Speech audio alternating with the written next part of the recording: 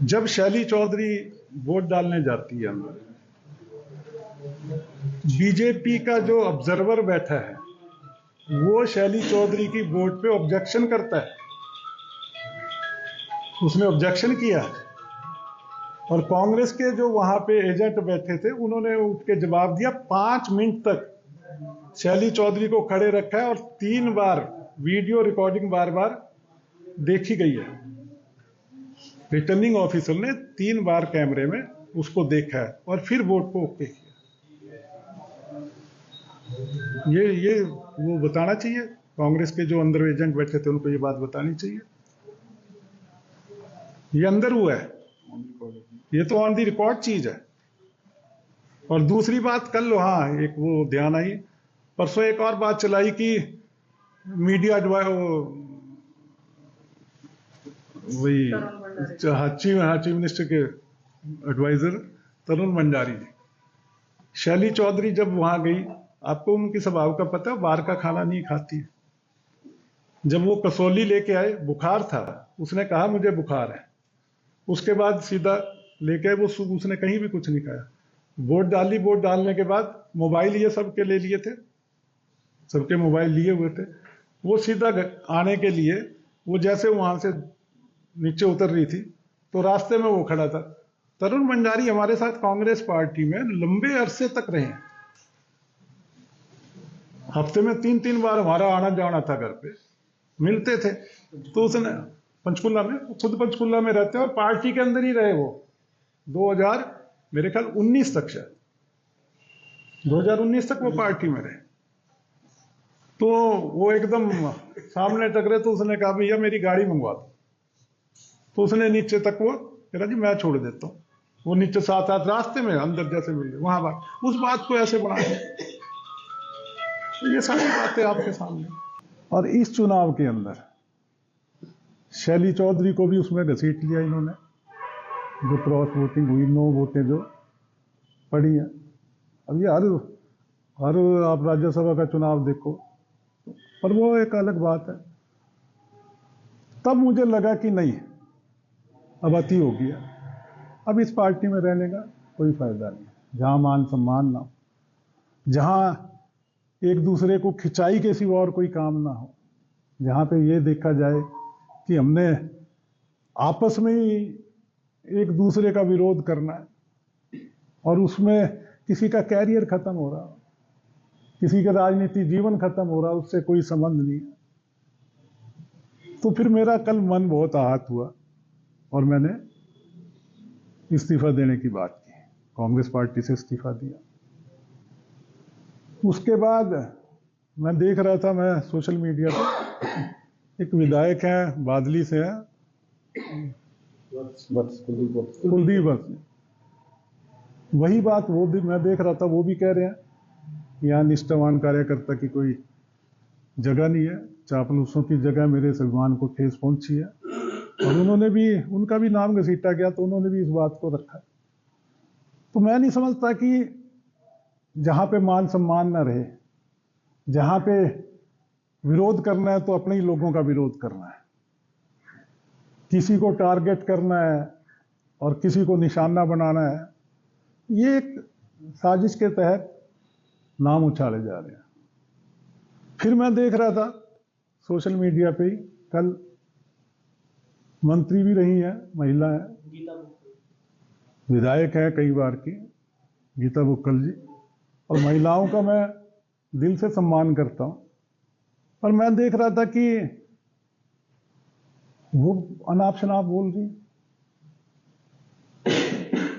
अब उन्होंने शैली चौधरी का नाम लिया, मैं सिर्फ इतना पूछना चाहता हूं उनसे कि वो किस बिहाफ पे ये बात कह सकती हैं? वो रिटर्निंग ऑफिसर है अंदर,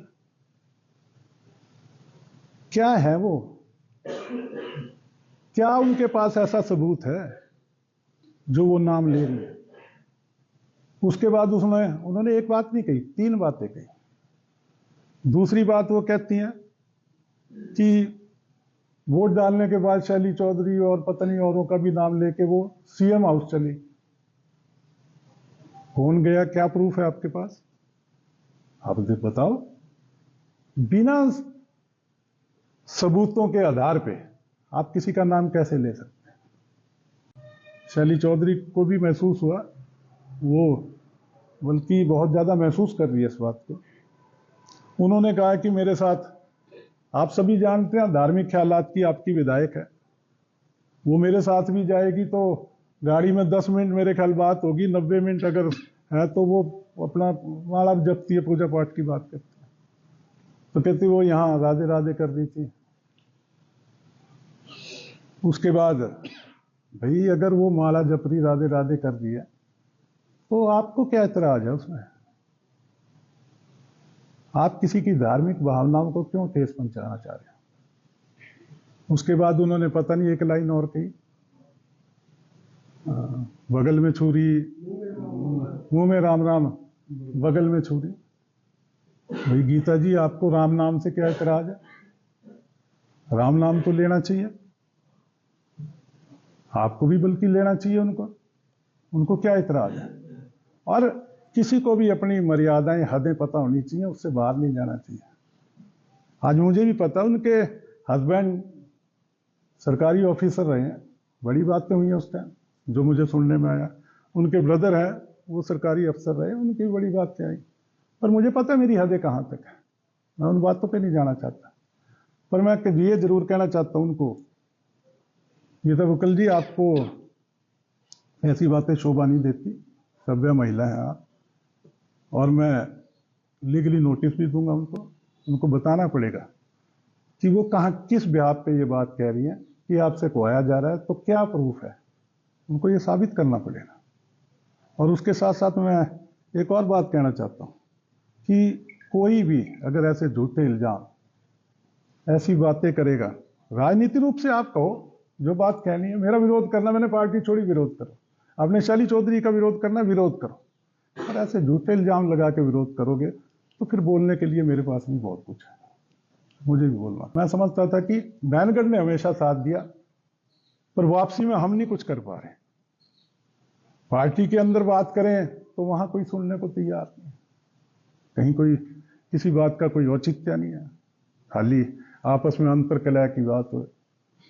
तो आने वाले समय में अपने साथियों से मिलके, पार्टी मैंने छोड़ दी है कांग्रेस, आने वाले समय में अपने नैनगढ़ के साथियों से मिलके जो भी ये फैसला लेंगे नैनगढ़ के हक में, जो भी फैसला होगा वो राजनीतिक रूप से लिया जाएगा।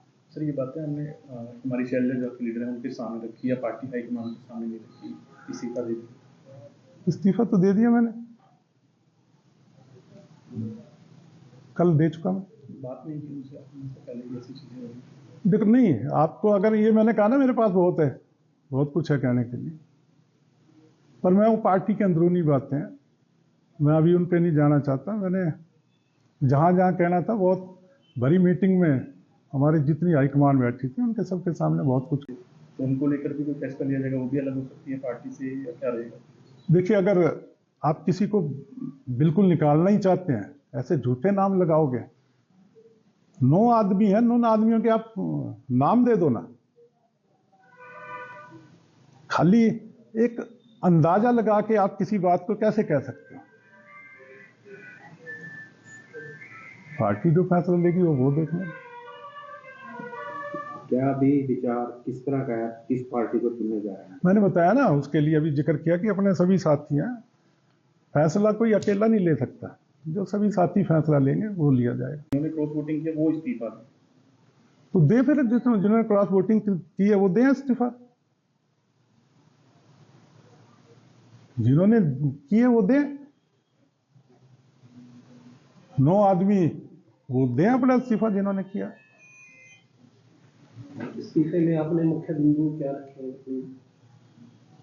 इस्तीफे में मैंने देखिए उसमें कोई बात नहीं रखी, पर जो आपके सामने बातें कर रहा हूं, ये जहां पे आप एक बात सुनिए, मैं पीक जी आपने जो बात रखी, मैं एक बात कहना चाहता हूं, जिस परिवार में परिवार के मेंबर आपस में ही लड़ने लग जाएं, उस परिवार का भला हो सकता है क्या? वो हालात लंबे अरसे से कांग्रेस में यही हालात चल रहे हैं।